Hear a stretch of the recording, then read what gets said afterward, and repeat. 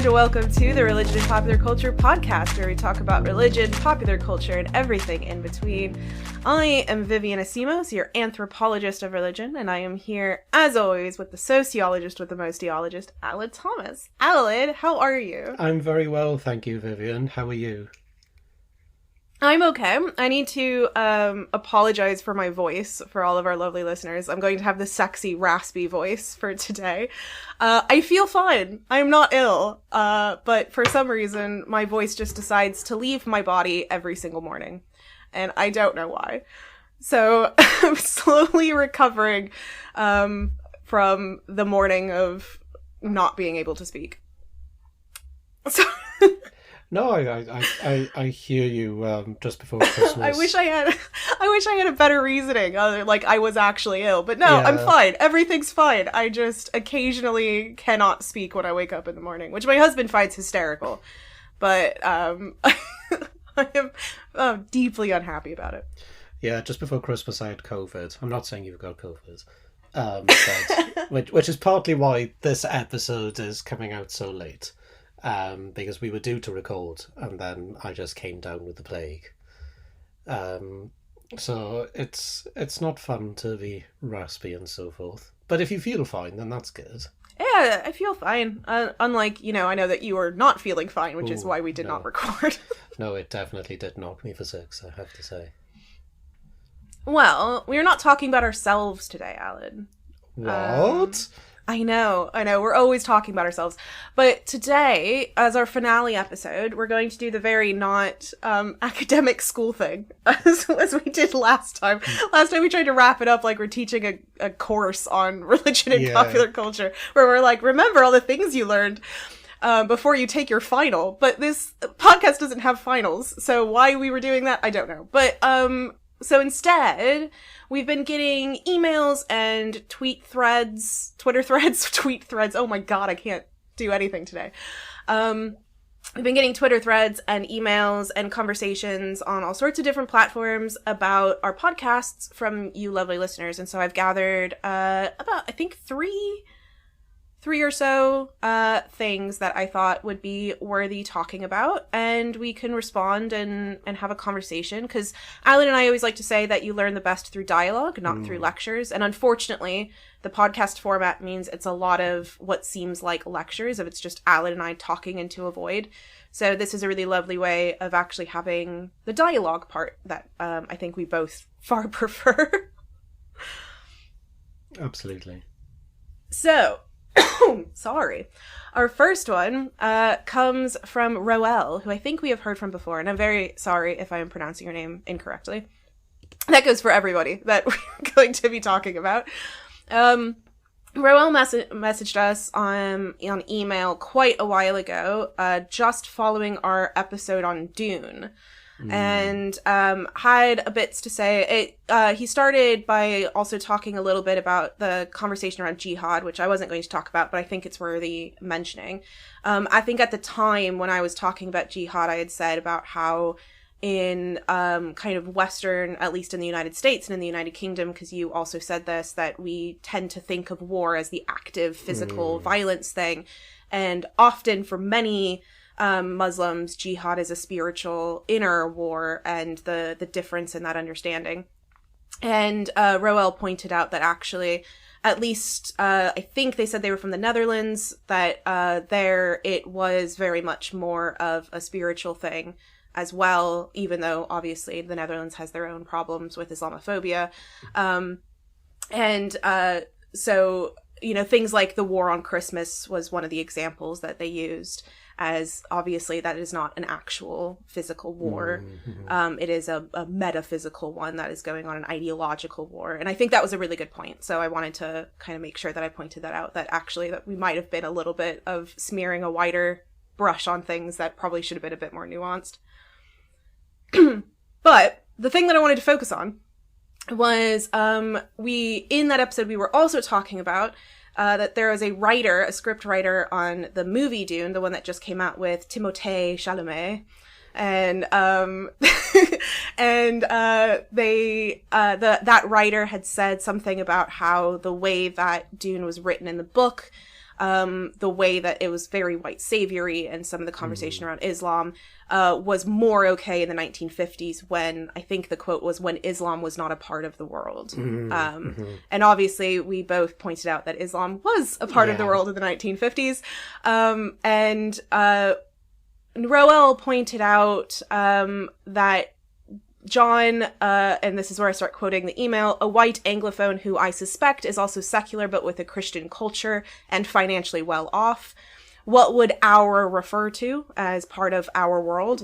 I think that's not referring to a physical place, our planet Earth, but to the hegemonic cultural sphere of a specific group of people. That through that lens, the interpretation of the world. However, unlike John, I think it still isn't.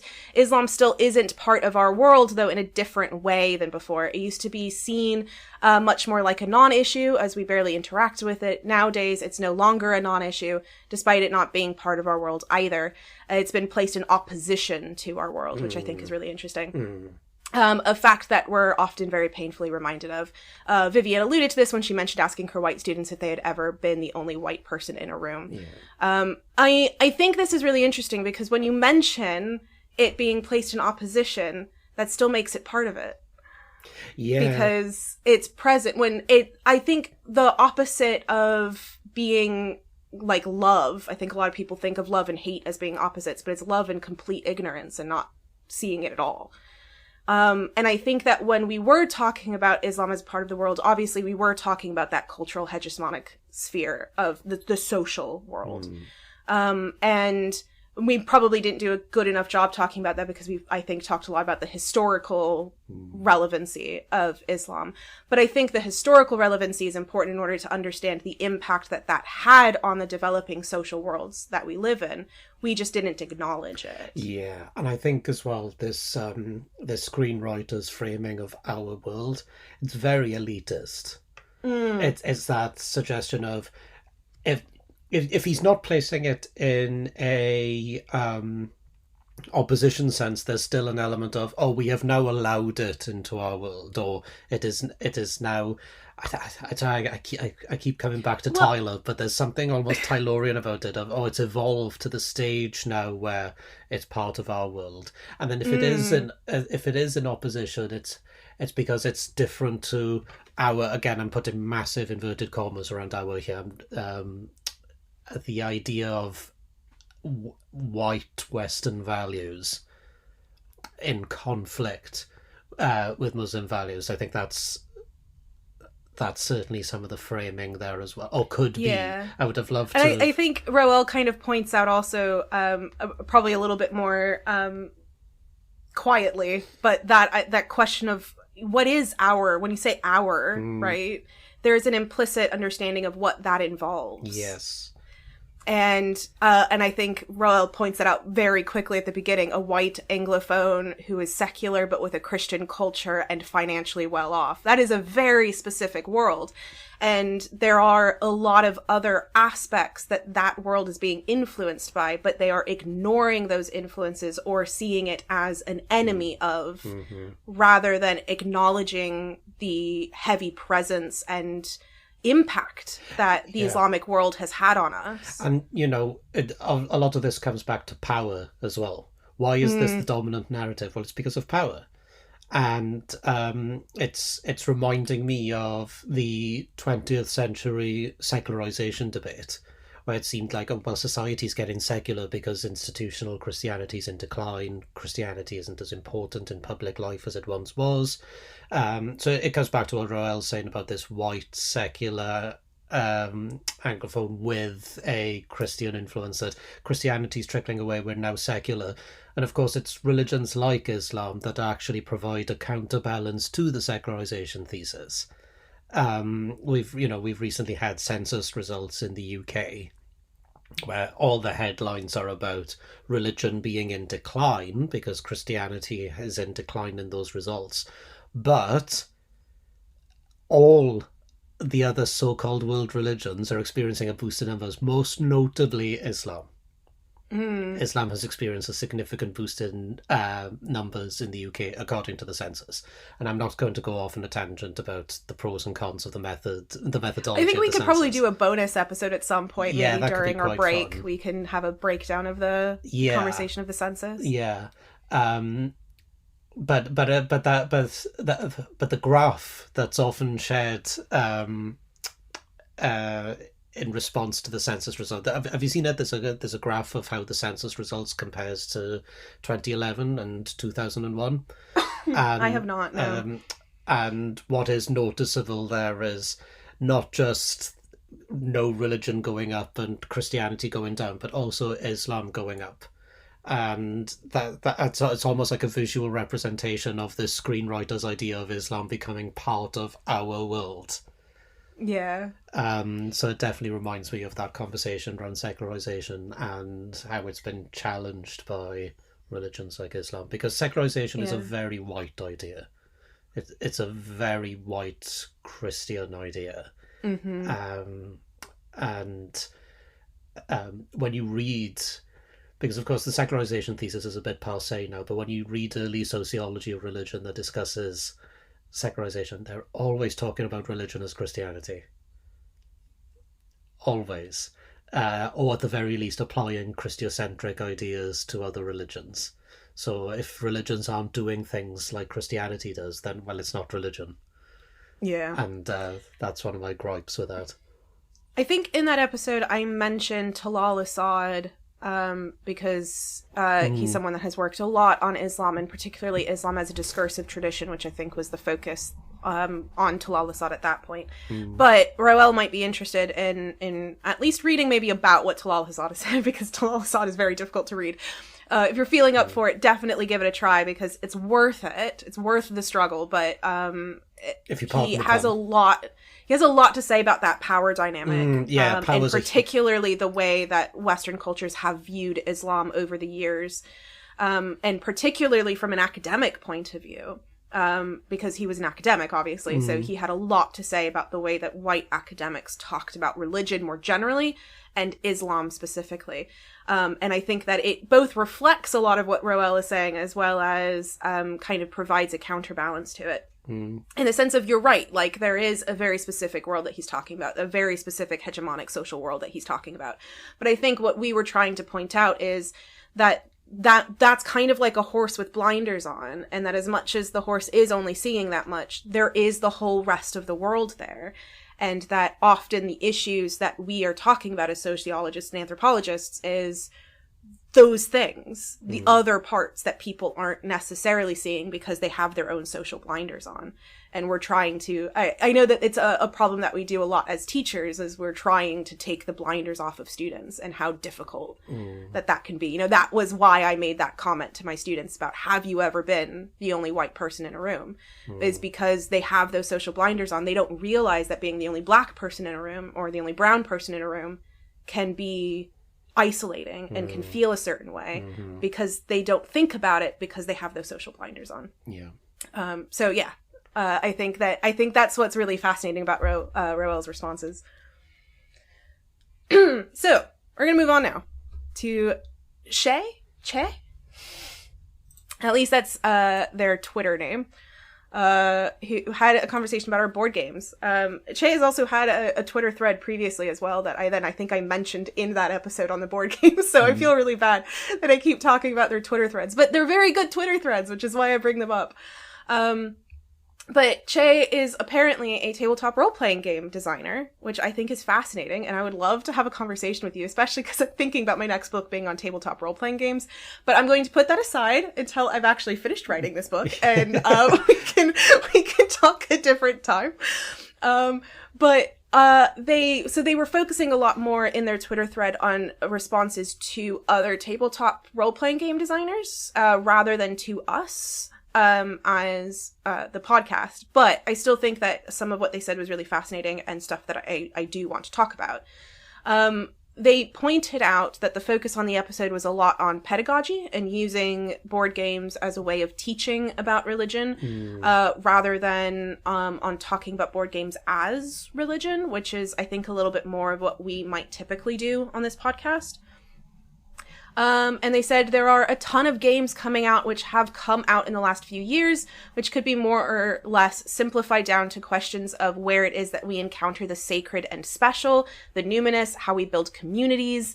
And I think there's a really compelling argument to be made that those things, those games, but also the communities we build around them, the way we gather and set aside specialist time for play, the roles we take on, the rules we agree and abide by in entering that secondary world, these are things within the interests of religious studies as a field. And I just loved that lengthy conversation about what exactly is in game playing, more generally board games specifically, tabletop role-playing games specifically, that I think are really fascinating. And I did want to say that the reason why we were focusing on pedagogy was because of Paul-Francois Tremblay being our guest. And that was his specific interest at the time in board games. So that's why we were focusing on it. But you are right. There are so many really fascinating, wonderful, complicated elements about board games. And I think, again, some of the stuff can be talked about play more generally, like that I think Aled probably has more personalized experience of as well, of that specialized play time, that set-aside world, even if that world is you sitting on your couch. Those blinders, you put on your own blinders to get into a different social world. And almost the idea of a liminal space as well. That you embody a different character, you become a different individual before then coming back to who you are when you either stop playing a video game or stop playing a board game. I think is really interesting. And yeah, that idea of accepted rules that we just agree into is very interesting. You know, those conventions that we accept, that okay, well, this is what this is what we're going to do because this is how this functions. So in that sense, I think the function of a board game is quite similar to the function of religion, of specific religions rather, because religions are so diverse. But it needs these certain characteristics to be able to thrive, to be able to operate, and so forth. Rodney Stark once wrote about how new religions need a certain set of categories to be able to survive, and that's almost like the rules of the game. So that for a new religion to be able to survive, it needs to be able to appeal to its second generation, and have financial resources in place. Essentially, the rules of the game to be able to make it. That I think is very interesting. I wanted to bring up, there's a book chapter in, I think the book is called Playing with Religion in Digital Games. I had to try to find it on my bookshelf behind me while I was thinking about it. There's a book chapter kind of near the end of that one written by Rachel Wagner that talked a lot about the idea of rules and rules applying. Again, this was video games, but I think there can be conversation about crossovers. But talking about the rules and when you can break rules and the consequences of breaking rules, and how it relates to conversations around religion. So that might be something that Jay might be interested in. I don't know if you've read it. But I think that there's so many really fascinating elements about board games, and I think it's definitely a subject we can return to, I think, a couple more times. Because there's a lot. We haven't done one on any kind of tabletop role-playing games, I don't think. I think I suggested it once and you have never played any. So yeah, that is a problem. So I do need to actually get into that.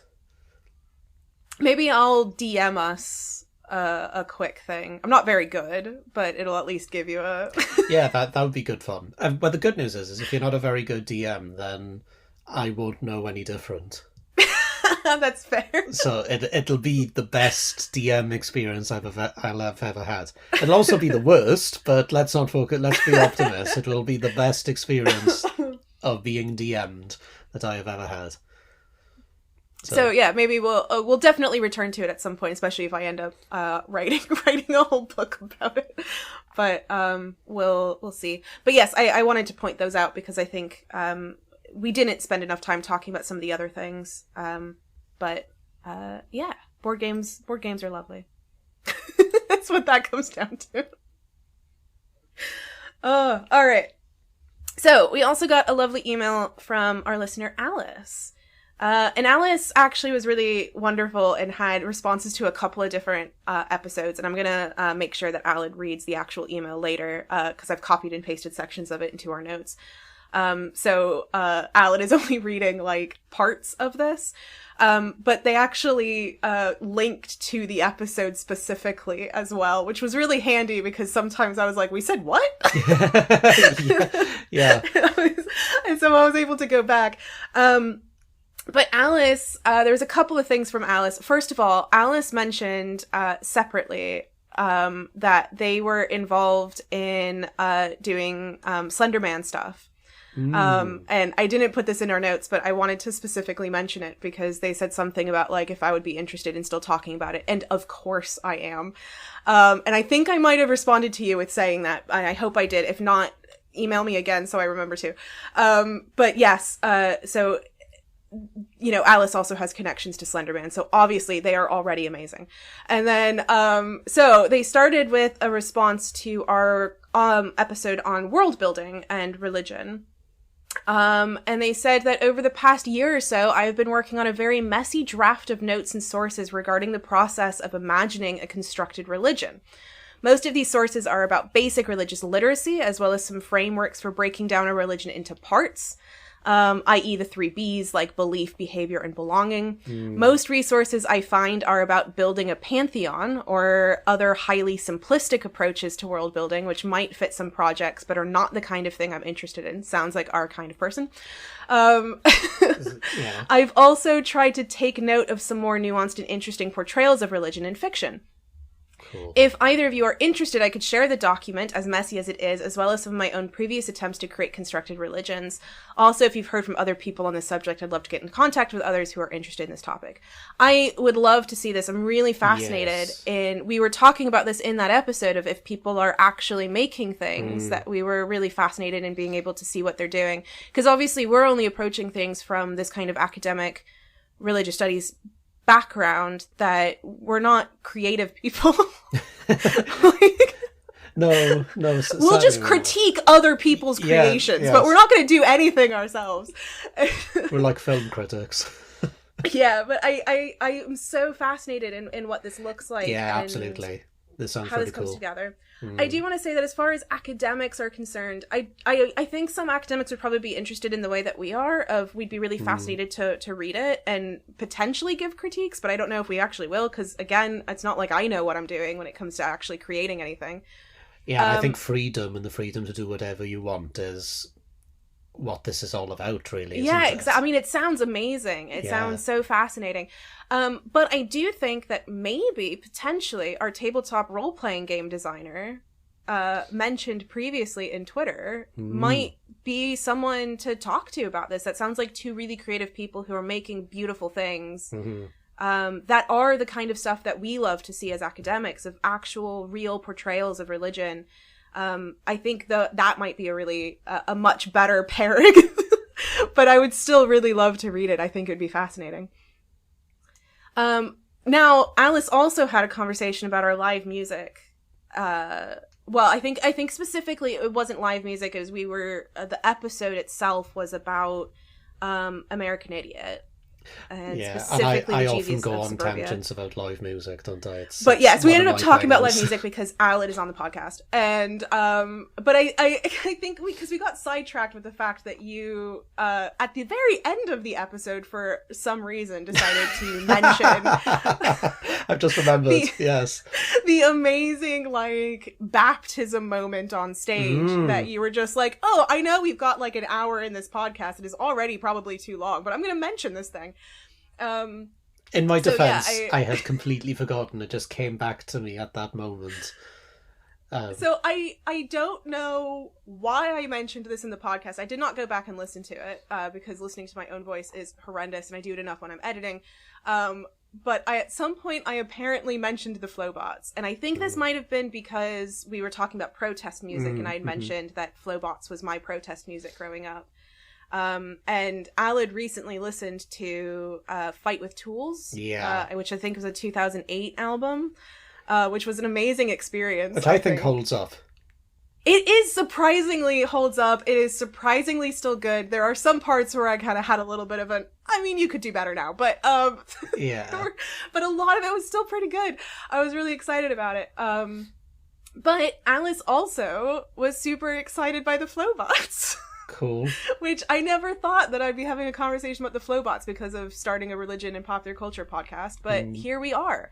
And they said I was excited when you can just call me Vivian, you don't have to call me Dr. Semos, but mentioned Flowbots, because earlier this year my wife and I attended a Flowbots show together. Their music contributed a lot to my earliest political awakening in 2011 during the Occupy Wall Street movement. That's so cool. How amazing! That's so cool. Their music has always held a special place in my heart, and I've followed their work since then. I have not gone back and listened to any new Flowbots, and you have made me want to go back and listen to them. So I want to listen to their newer stuff now. Yeah, I wonder if we should do our own little another one, not recorded, but we'll do another episode. Yes. Album listen together. Yes. The show earlier this year was my first time seeing them live, and it was an incredible experience that I described as religious at the time. We love to hear it. There was a pretty small crowd, and during the performance they made a point of discussing the power of group singing in order to strengthen solidarity, and generally stressed a sense of belonging for everyone present, which felt really powerful. They talked about the conflict brewing in the Ukraine and urged empathy for the victims, as well as urging us to remember that there are people in Russia who oppose these things, and that there are always people who believe in and want to stand for what's right, and to be wary of political posturing about war. Plus, we met some other queer people there, which is always nice. Always love meeting other queer people. I've also long been fascinated by their usage of religious imagery in new and unique ways. For example, I can't find the source, but I swear I saw an interview where they said their song On Loss and Having is about the crucifixion of Jesus and the death of Tupac Shakur. Wow. There's a lot here that I want to talk about. Yes, please. First of all, love the group singing thing. Love it. How amazing. Yeah. Because there is something about that, right? There's just something about that kind of dynamic of, you see it in choirs and all this kind of stuff. There was, as people know, I watch The Real Housewives, and I was recently watching Real Housewives of Salt Lake City, and there was a person who left Mormonism, and their whole storyline in this season was that they missed singing with people, that was their thing that they missed from church, was that group belonging in singing. And so they started a choir again that was supposed to be a non-religious choir, even though they only sang LDS hymns, but that's another conversation. But I think it kind of harkens to that, right? This idea of group belonging being mimicked within the posturing of singing. I think that's amazing. Yeah, and I think this is definitely what Durkheim would describe as collective effervescence. So I certainly in my own experience of group singing at live concerts, I do get that feeling of so collective effervescence refers to the emotional charge or energy or rush of emotions that goes through a group of people, a communal group of people during an event or a ritual and so forth. And I actually think the idea of collective effervescence kind of undoes Durkheim's distinction between sacred and profane, because surely you can experience collective effervescence in a range of scenarios. And I think what we do in this podcast is we say that, yes, and everything is sacred, but but that definitely wasn't the framing that Durkheim took. But there is something incredibly special about that feeling, and I know Alice mentions it really briefly, but that last bit at the end there, plus we met some other queer people, which is always nice. That's part of it as well, isn't it? That you're not just singing along with other people who are singing the same lyrics, but you are singing along with people whom you relate to, share your worldviews and so forth. That makes an enormous difference, because there's that sense of belonging as well. I was going to mention that it's more than just, because I think what's really amazing about it is that it's more than just creating a sense of belonging. It's enacting it by meeting other queer people, by having frank conversations on stage about politics and war and having empathy for victims. Like, these are all things that are creating that sense of unity. If someone strongly disagreed with that stuff, they would leave. And that's what you want. That's what you want from that, is someone who, if they didn't feel that way, to feel so uncomfortable that they leave, because that way you are with the people. I did see on Instagram a while back, Green Day were doing a tour about 5 or so years ago, and Billy Joe was doing one of his rants about Trump on stage, and somebody, I think it was on Instagram, commented on his post about the show saying, as a Trump supporter, I felt incredibly unwelcome at your show and disappointed, and he essentially just replied saying, fuck off. Good. Just said, you're not welcome at my show. It's like I was watching this YouTube channel, and every year they make Pride shirts to sell, and a lot of the money goes towards different Pride organizations and stuff, which is wonderful. And they said that they always lose a huge amount of subscribers whenever they do the Pride shirt thing, but they continue to do it because it's a good way to purge the people that would be so annoyed by you making Pride shirts that they would unsubscribe. And I think that's wonderful, because that's what it's, that thing of like, I'm sure the Flowbots would feel this way, if they would care more about having a small group of people at their concerts that really believe the way that they do and are a part of their community, than to have people, a huge crowd where half of them don't care. Yeah. Oh, yeah, absolutely. And I think some of these crowds as well can be a safe space. And I think maybe I should go back and listen to our episode on this, but I think we discussed this at the time, the idea of a crowd being potential safe space, because I think I mentioned that when I went to see My Chem last year, there were so many pride and trans flags in the audience, for example, and it was a safe place to be able to wear a trans flag around your neck, for example, which was really nice. And at the Cardiff show, somebody just behind us asked my wife Victoria to hang their pride banner across the barrier so that the band could see it. And that was just that moment of, oh, okay, this is cool. We are stood amongst people who, think the same way we do, share the same values we do. This is a good place to be. This is a safe place to be. And that's really lovely, because I have felt the opposite way in certain crowds as well. And those are the shows that I don't go back to. So I've been to see a couple of bands, for example, where I've never been in a problematic crowd. Put it like, I don't listen to skinhead music or anything like that. I've never, I would never say that I've been in a really problematic crowd. But I have been in some crowds where I felt like I didn't belong. Or I certainly felt that, these people, I'm sure that, we're singing along, we're having a good time. But if we were to sit down with one another and actually just have a chat, you'd probably find that there's some divisions between us, and those are the gigs that I don't return to. So that makes a difference as well, doesn't it? So it's not... But it's amazing that you can feel that way even without having that sit-down conversation. And I think that's what's really amazing about... There is something about group gatherings where you can just kind of innately feel things. And that's something that I think I've talked a lot about with fan conventions as well, of people kind of talking about, oh, well, these people share my values. And it's like, you might not have spoken to these people, but but it is that innate knowledge you just feel it, don't you? If you're here for the same reason that I'm here, then you're a safe place. And I think sometimes it has something to do with the sensibility of... either the pop culture that so for example at a con, maybe like the TV show or the film that you love has a sensibility that would attract people like you, or a band like, that thing I just said about Green Day and Billy Joe telling the Trump supporter to F off. That if you're going to a Green Day show, the chances are you're going to be in a crowd of people who are your flock, so to speak. And so sometimes you just know that based on the sensibility of what pop culture you're enjoying, because it just provides you with that sort of worldview, Yeah. I'm not wording it very well.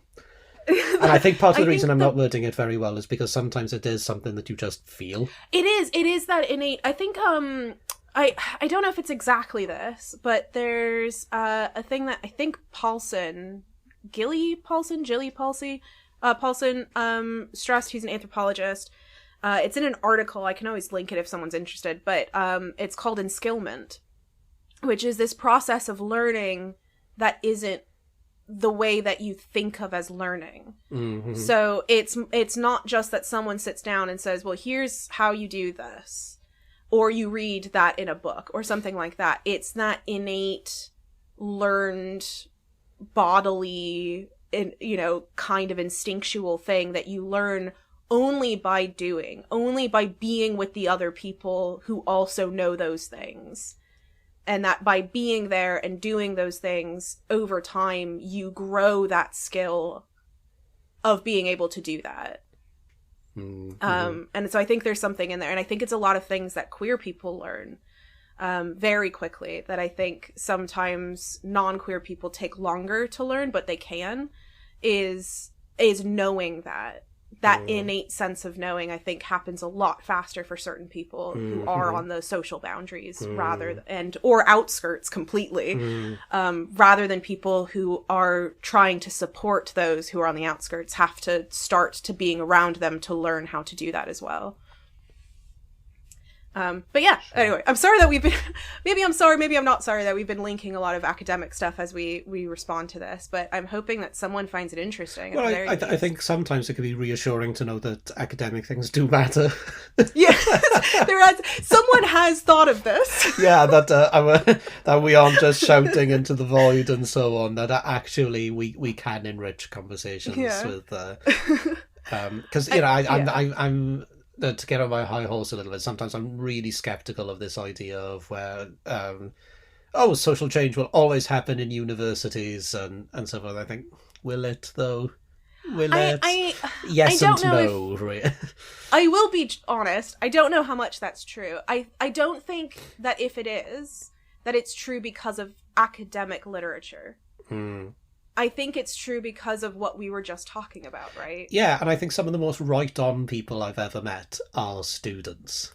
So some of my students are absolutely amazing and are so politically and socially engaged and doing all these amazing things and, organising these rallies and so forth in the middle of the city, whereas, I'm just... borderline literally sat in my ivory tower. I'm just sat in my office just typing away, and then you think, okay, so who are the really engaged people here? I mean, I think it's a combination of the fact that we do try to take those blinders off, but I think it's also because during that process, for a lot of them, they're around other people like them for the first time, or they're around people not like them for the first time. Yes. And that can also be just as groundbreaking as being around people like you for the first time. And that can really change the way that you think and the way that you experience the world. And that's where a lot of that social change happens. I think much more than academic literature. Although I think academic literature can help. But yes, of course. Yeah, absolutely. But it isn't quite as... I don't think it's quite as clear-cut as sometimes it's made out to be that... a group of professors will decide that this is the best way to move forward and society will just follow. Yeah. I don't think that's the right No, way. the Flowbots will. We'll follow the Flowbots. Follow the Flowbots. I mean, public impact is much greater on that front, isn't it? But I see it with where I'm working right now, and I'm not just saying this to butter up my employers, but I'm very. If you are, they're not listening. It's okay. But our campus is so clearly a safe space for queer students, and there are so many visibly queer students on campus that it's really lovely. And as you were saying, for so many students, this is the first time that they meet people that they connect with and people they relate to and so forth. And that's so important. And I think that student experience is so important. So that's good stuff to see. I am feeling encouraged to write my next book on tabletop role-playing games as well as on the Flowbots. So are you also feeling encouraged to finish your current book? Well, no, I don't, but I completely relate to you. I've got so many things now that I'm interested in that are floating my boat a little bit more than what I actually need to finish right now. I know. But the thing is that once I really sit down and start doing stuff, I get excited again. I was just going through my interviews and re-annotating them and kind of filing things away to make it easier to write the chapters because I'm not writing them. And just reading some of the conversations I was having, and I was like, oh my god, this is so fascinating. And I clearly didn't think it was fascinating at the time that I was having the conversation, because just reading the transcript, and I'm like, why didn't I ask them more about this? Mm-hmm. So, you know, I definitely can get reinvigorated. But I think that's the thing, right, is that there's just so much out there in pop culture and its connections to religion and anthropology and everything, that I think there's just...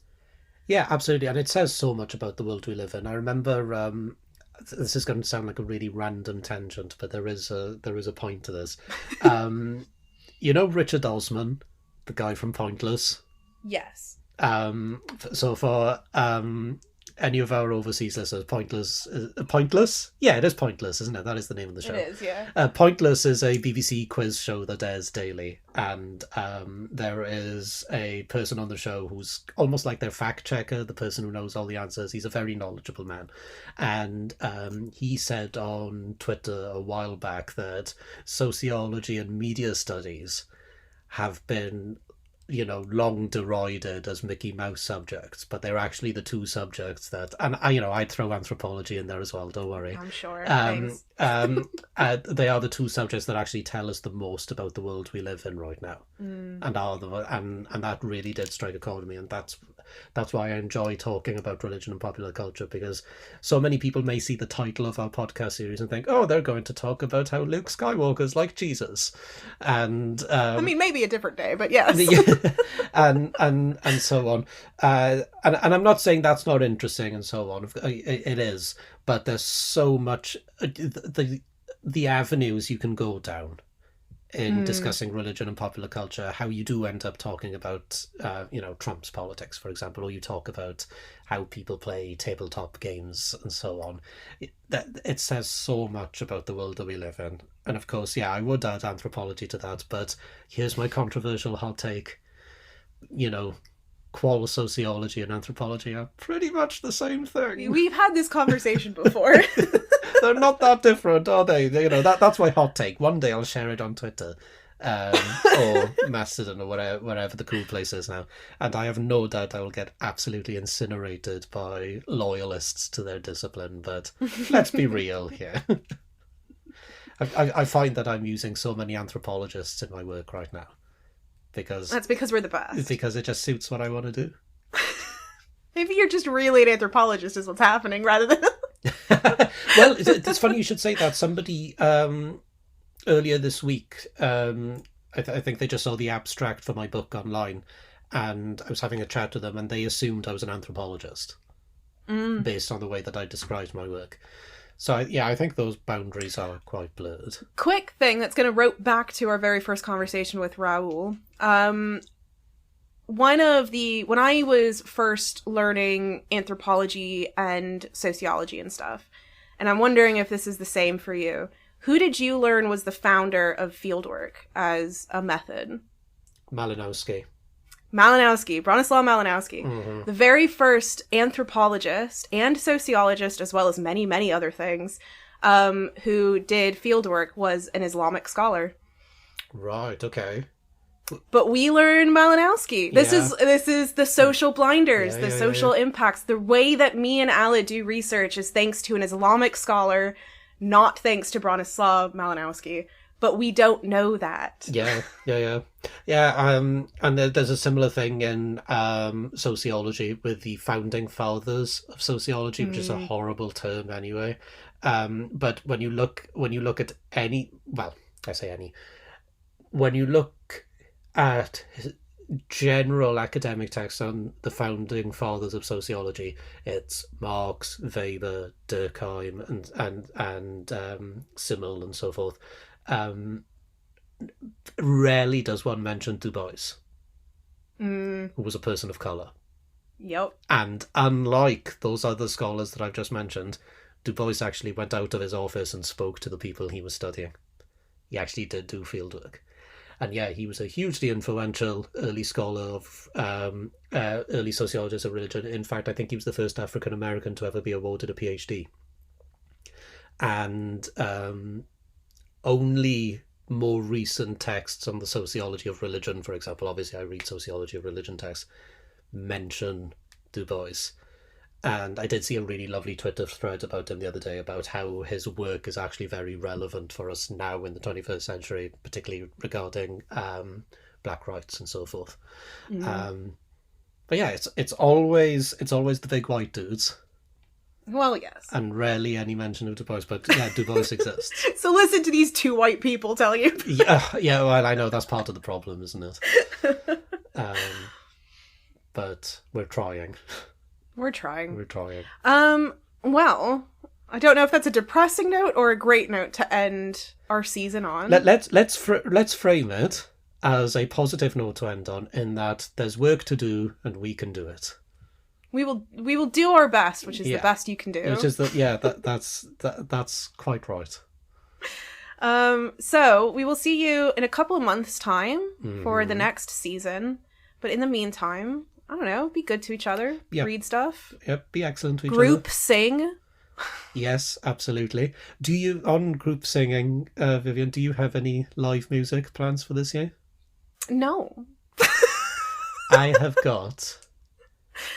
If Orville Peck was coming up this year, which 7, and you know, I'm quite pleased with that. And you know me, I'm such a live music person that COVID was really difficult on that front. So now I'm just consuming all the live music that I can.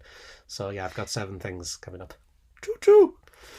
If Orville Peck was coming to the UK, well, we've said we've said that we would go, wouldn't we? I would buy you a ticket and we would go. But yeah, we would definitely go and see that. That'd be unfortunately, he is not. But as soon as he is, yeah, let's keep tabs, and then we'll come and discuss it on the show.